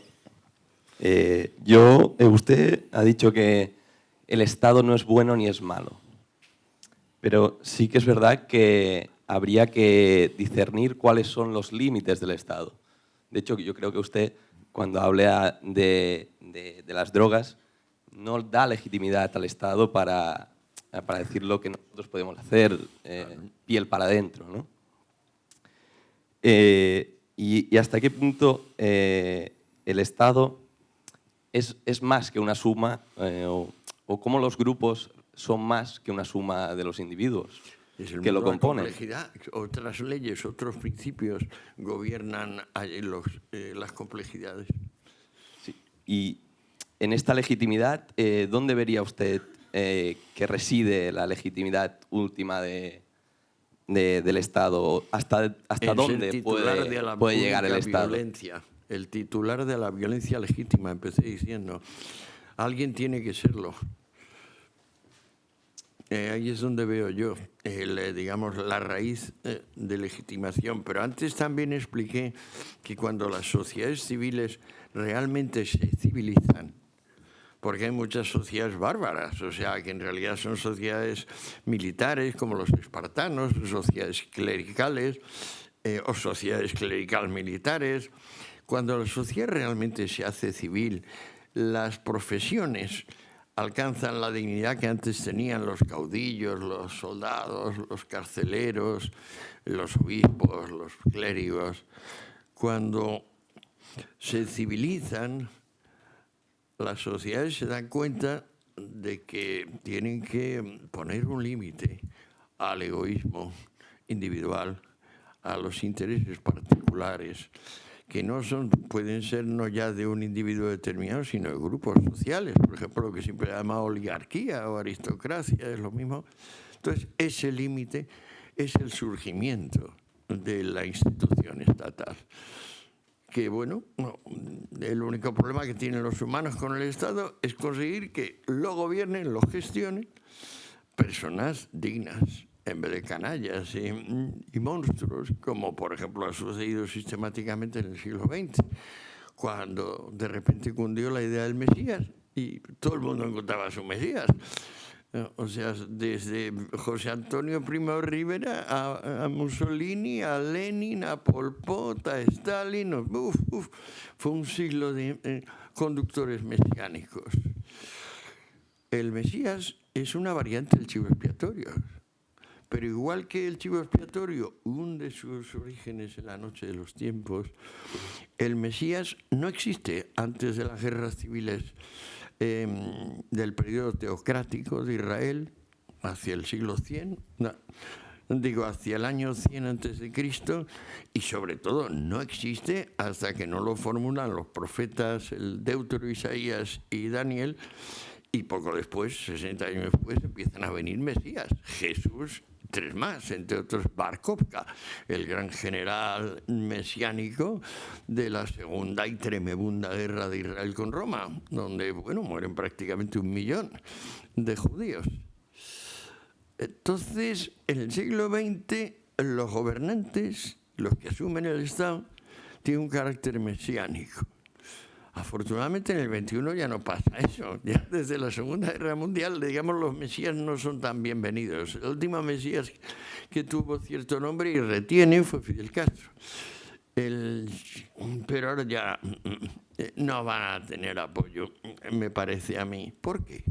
Porque el mundo se ha ido civilizando. O sea, la secularización ha cundido y cada vez nos damos más cuenta de que el más acá, la pericia profesional, el que cada cual no empreñe de demonios, que le deje vivir al vecino, que vive y deja vivir. Esto va cundiendo cada vez más. Llegará un momento en que haya personas como yo, pero por cientos de millones. Y entonces ya veremos si mantienen las leyes que todavía mantienen ahora, porque si en vez de ser yo solito el que me metí en la cárcel y yo solito el que me escribí esto, hubiera 15 millones de españoles haciendo lo mismo, las narices teníamos el régimen que tenemos.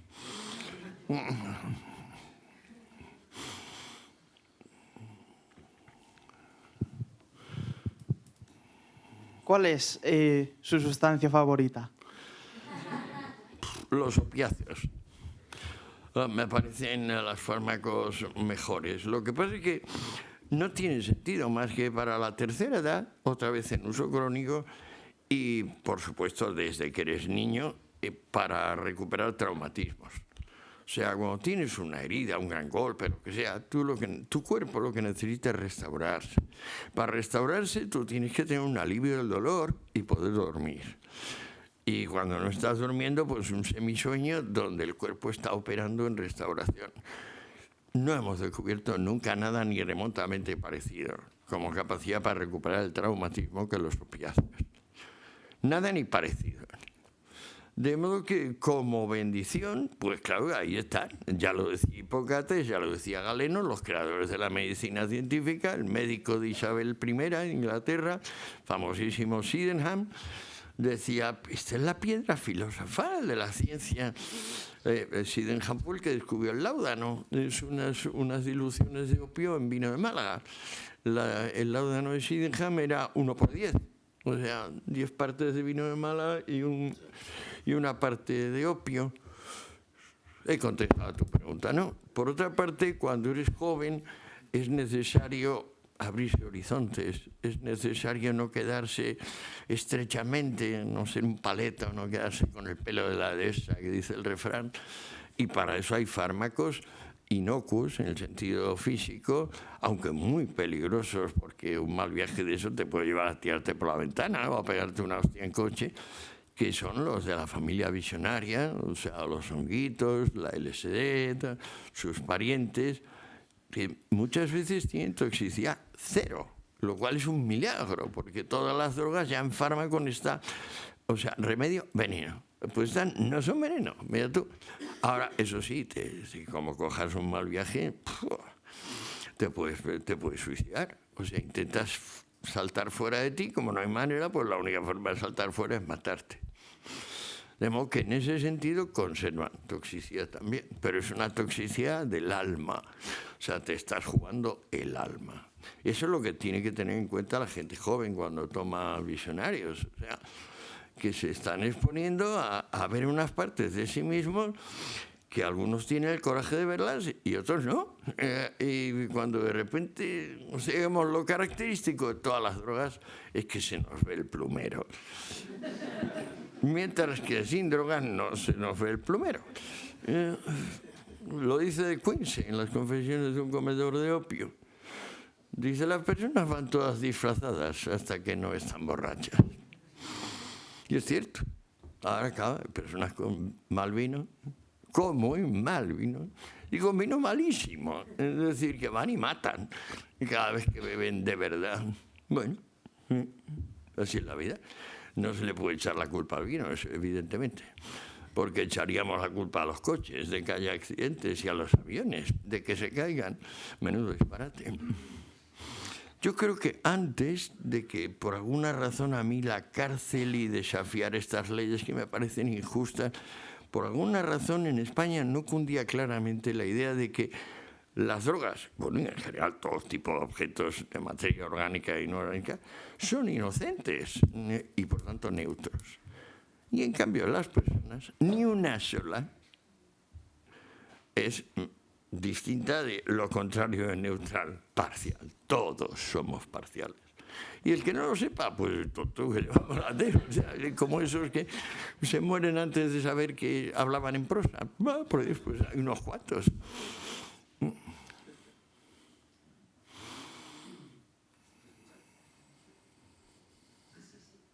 Sí. Hola. Un par de cuestiones rápidas. Pues, por una parte, con respecto a la palabra Estado, que está en el título, me da la impresión, creo recordar, hablo de memoria, que en alguna entrevista habló de los anarcocapitalistas, entendiendo que son personas que tienden a la supresión o minimización del Estado, creo que como subnormales o algo por el estilo. Igual la palabra exacta no era esa. Por mi parte, pero bueno, me he arrepentido de vale, ese término. No me he es... arrepentido porque se lo aplico a un tal Murray Rothbard, que bueno, es un abogado que luego se ha metido a economista y a filósofo y tal. A mi juicio dice cosas disparatadas, pero llamar subnormales completamente fuera de lugar me arrepiento.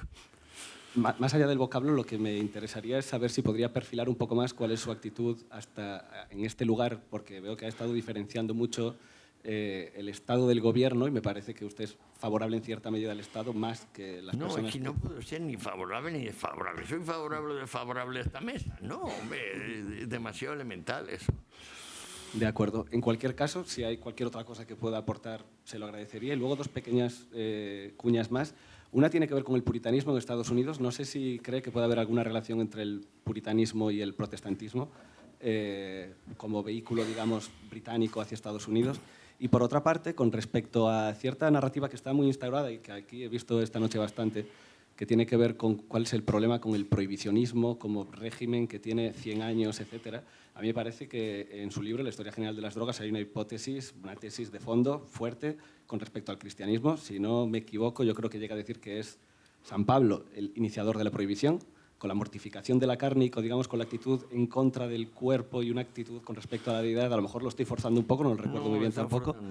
Pero me interesa particularmente, si puede comentar algo más, esta es la que más me interesa de las tres preguntas, en torno a la... El cristianismo tiene la idea esta de que el más allá, el más acá, la conciencia infeliz que decía Hegel del cristiano, porque por un lado le duele el vivir la carne, la sensualidad, el más acá, y continuamente reza y quiere irse al cielo, y sin embargo cuando llega a estar, se pone enfermo o le toca morirse, no quiere morirse, se aferra con uñas y dientes al más acá. O sea, por una parte desprecia una realidad, pero en realidad no la desprecia. Entonces, en este desgarramiento interior de yo amo el más allá, pero en la práctica lo que amo es el más acá, la posible relación que tenga muy directa el cristianismo con la prohibición de las drogas es en la comunión. La institución de la comunión católica usa los dos fármacos principales que usaban en los misterios de Eleusis y en los misterios báquicos. El pan cargado con cornezuelo es lo que se daba en Eleusis a los peregrinos, y en Eleusis cada año 2.000 o 3.000 personas de todas las clases sociales, con la única regla de que nadie podía tener las manos manchadas de sangre. Esa institución durante más de 1000 años fue la más respetada del planeta, y ahí iban todos los reyes, ahí fueron gentes de la sobria intelectual de un Aristóteles, de un Platón. Nadie se sintió defraudado o engañado, obviamente porque daban una variante de la LSD, y nadie puede sentirse engañado cuando le dan una hostia tan poderosa, tan real, o sea, un vehículo de comunión tan extraordinariamente fuerte. Cuando España luego llegó a América, descubrió que no es que fuera una excepción lo de Eleusis o los misterios báquicos, que también usaban vinos, pero vinos muy cargados, con belladona, con cannabis, con opio, y claro, unos pelotazos tremendos en las iniciaciones báquicas. Claro que la eleusina una vez en la vida, las báquicas se podían repetir varias veces al año. Unos sean misterios fijos, otros sean itinerantes. Cuando los españoles llegaron a América descubrieron que era lo mismo, es decir, que los chamanes en ciertas ocasiones reunían a la tribu y le daban una hostia, pero poderosamente psicoactiva. Bueno, ¿en qué sentido el cristianismo, el catolicismo tuvo problemas? Claro, porque fue el primero que impuso una hostia formal. Luego vino el Islam y ni siquiera misa. Simplemente dar vueltas en torno a la Kaaba. O sea, las religiones, al pasar de ser paganas a los monoteísmos con vocación de imperio mundial, pues pasó a ser todo un acto de fe. Lo que daba el sacerdote antiguo es un viajazo. La hostia cristiana no es un viajazo. Y la circunvalación de la Meca tampoco es un viajazo, aunque muchas veces la gente venga de muy lejos a dar vueltas a circunvalar el monolito. Primero me preguntabas, me parece, de Rothbard, del anarcocapitalismo. Es que yo creo que es un poco de como de circunloquio cuando hablamos de anarco y capitalismo. Por supuesto, el capitalismo es o público, como el de, digamos, del emperador de la China antigua o el actual, dirigido por el PC, o es una señora o una señora propietario de todo. Y eso es el capitalismo estatal de todos los tiempos, o hay capitalismo privado. Es decir, hay iniciativa y hay competencia. Llamamos capitalismo a la iniciativa mezclada con competencia que nos ha permitido tener 8.000 millones de personas en vez de los 800 o un poco menos que había hace 100 años. Y tenerlos mucho mejor alimentados y con una esperanza de vida triple de las que tenía entonces. Entonces, si hablamos de anarcocapitalismo, es como, no sé, llover sobre mojado. El capitalismo que funciona, el que nos permite estar ahora calentitos y tal, y que no pasar hambre. No. Este es anarquismo puro y duro, es decir, es competencia. Esta competencia, por supuesto, cualquiera que haya estudiado economía más de cerca sabe que es una competencia imperfecta. Pero bueno, dentro de lo que cabe, también es imperfecto el vehículo de motor. Llegará un momento en que el motor de fusión deje atrás al motor de explosión o incluso al motor eléctrico, porque el progreso es ese. Pero la razón por la cual el capitalismo tiene muy mala prensa, pero sin embargo le ha hecho un gran servicio a la humanidad y ahí está instalado, es que precisamente es anarquista. O sea, es competitivo. Y entonces, claro, dice, ¿pero qué significa de anarcocapitalismo? Pues capitalismo. O sea, lo que pasa es que hay otras versiones donde el capitalismo está intervenido. Sí. Estas están vinculadas con lo que yo les decía antes del mesianismo, la ola mesiánica que hubo en el siglo XX. Y entonces dice, no, mejor dirigir la economía, planificarla. Sí, en principio esto está muy bien. ¿Por qué no funcionó?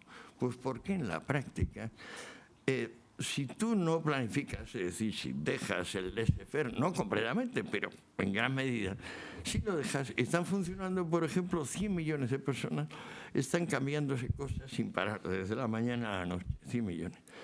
Si de repente dices, no, sería mucho mejor planificar, esos 100 millones de mentes se reducen a 15, 13, 1. Eso orgánicamente se llama infarto masivo, derrame cerebral. Entonces, cualquier reducción de la cantidad de intelecto que se está poniendo en comprar, vender, prestar, si de repente todo aquello lo lleva una persona o 15, pues eso orgánicamente es un infarto, el individuo está muerto. Y eso es lo que se ha ido revelando una y otra vez con las economías intervenidas. Bueno, ya está, ¿eh? Bueno, rollo.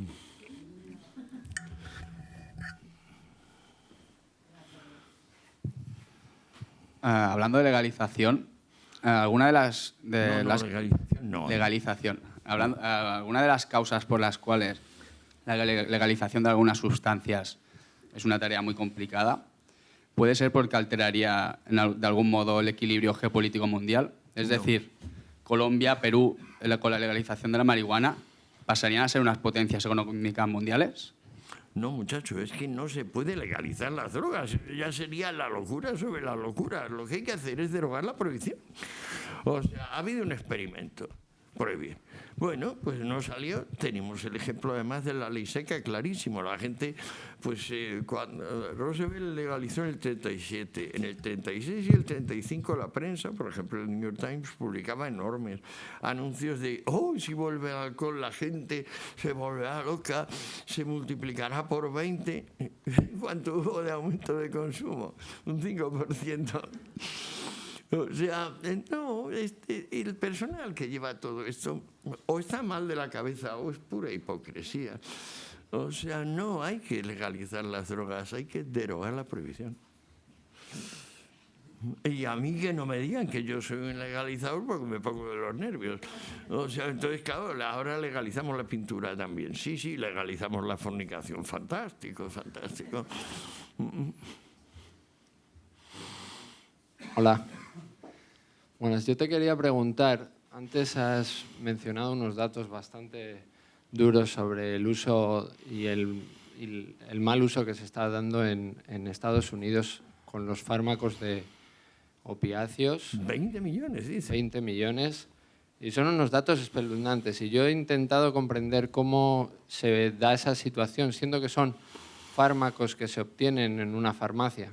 Sí, sí. Y que su uso, si no recuerdo mal, decías que ha sido reciente el incremento, es como un pico que se está generando a la vez de la situación política, económica de Estados Unidos. Entonces, mi pregunta va derivada a, ¿es el uso de estos opiáceos la alternativa para mucha gente a conducir su malestar hacia la situación política y económica de Estados Unidos? En vez de salir a protestar, se quedan en casa tomando estos fármacos opiáceos. Puede ser, no sé, se me ocurre. Yo creo que los americanos nunca han tenido, fíjate cómo les va genial la economía. O sea, Wall Street ha subido el 20% en el último año y medio. O sea, mejor económicamente no les puede ir, o después de la crisis del 2008. Entonces, la razón por la cual 20 millones de personas están tomando, acuérdate, no pueden tomar heroína, están tomando oxicodona básicamente y fentanilos. Estos fármacos tienen una actividad igual o superior a la heroína, pero son un poquito menos eufóricos, un poquito menos satisfactorios para el usuario. ¿Por qué toman estas personas regularmente opiáceos? ¿Por qué toman Michael Jackson o Prince? Pues mira, por una razón clarísima, porque quieren. A ver si lo entendemos de una maldita vez. O sea, resulta que a la hora de elegir películas o elegir coches, la voluntad y la decisión individual vale. Pero cuando resulta que decides tomar regularmente un opiáceo y eres un mayor de edad como Jackson o Prince o yo, entonces eso es un problema no para ellos, para el vecino. Que en este caso ni siquiera el vecino es la FDA, la Federal Drug Administration. Todo esto es un invento, un camelazo, un cuento chino. Esos 20 millones de personas supuestamente adiccionadas de las que habla la FDA americana, digamos que no existen. O sea, porque hay muchas más que están adiccionadas a otras cosas. Por ejemplo, al paracetamol, unos 120 millones de americanos lo toman diariamente.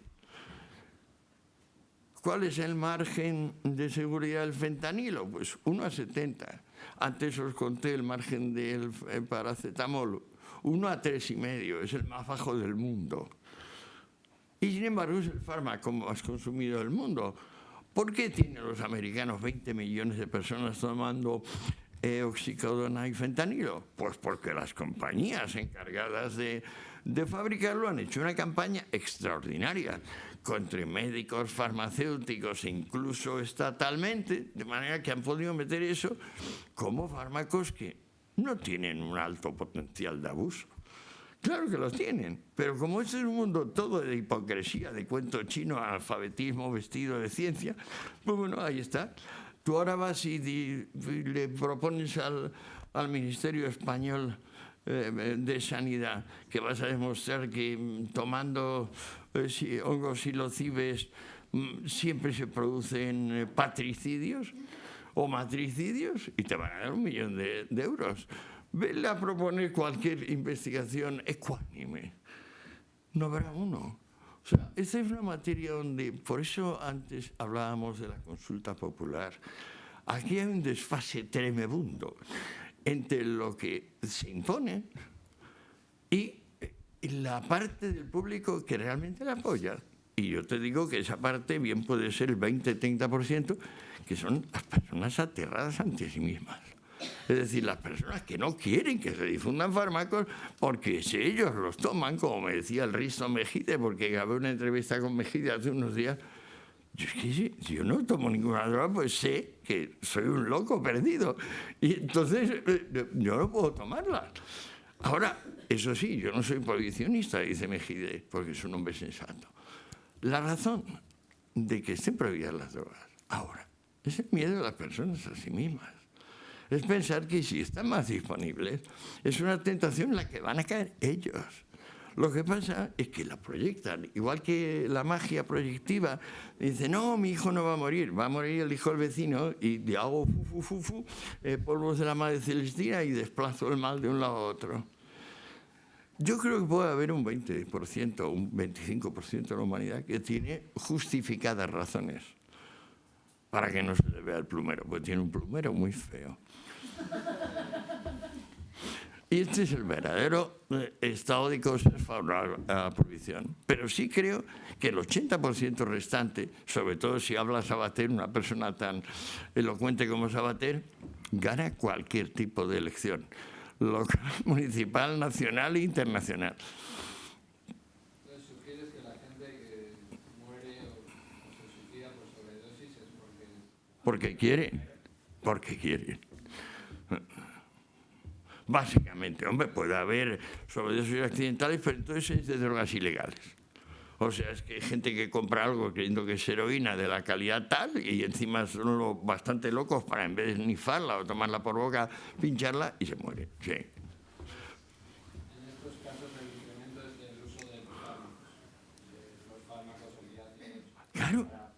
Pero es que en el 14 la gente, aunque había una intensa propaganda, las drogas se vendían sin receta.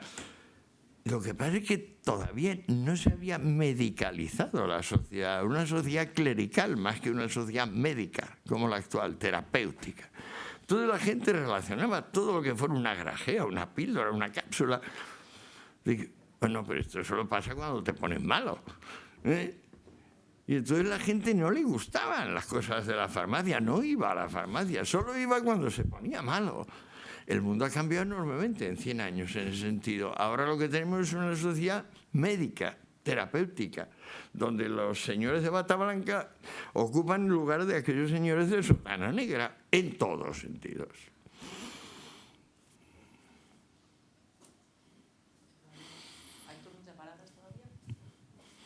Esto es agotador, ¿eh? Creo que es la última.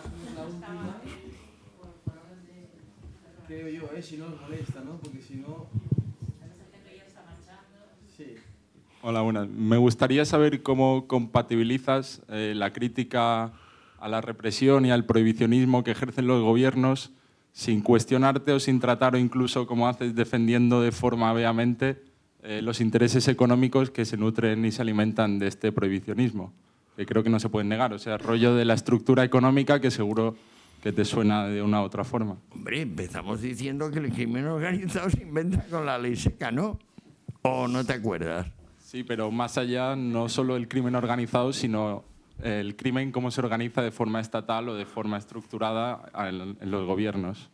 Claro, llega un momento en que la infiltración de la ilegalidad compromete pues, a los jefes de la policía, a los generales del ejército, a los ministros, pero fundamentalmente a los jefes de Estado, por supuesto. Pero esto empezó con la ley seca, y es cuando empezó. Ahora, por supuesto, Al Capone es una broma en comparación con los Zeta o los carteles mexicanos.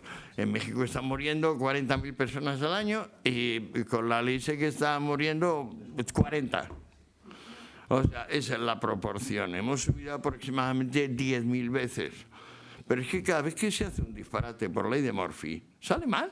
O sea, incluso si organizas las cosas muy bien, te va a salir mal por ley de Murphy. Pues imagínate si encima de todo partimos de una premisa falsa. Como que es que las personas deben ser protegidas de sí mismas. Y dos, yo le voy a proteger. Y dice, ¿usted quién es? Ah, yo soy el Esnes, o yo soy Anslinger, o yo soy el obispo Brent, Monseñor Brent. Oiga, váyase usted a aconsejar a su padre.